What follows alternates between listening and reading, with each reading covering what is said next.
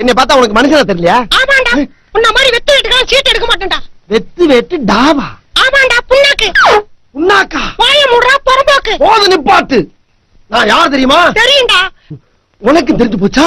உலகத்துக்கே தெரியும்டா நாரப்பேல. ஒரு கிளி இவ்வளவு பேசுறதை என்னால ஒத்துக்க முடியாது.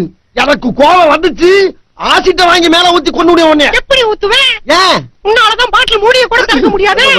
திறந்துட்டா முதல்ல இந்த கூண்டோட கதவு திறடா பாப்போம். திறக்கிறேன் திறக்கிறேன் திறக்கிறேன் டி.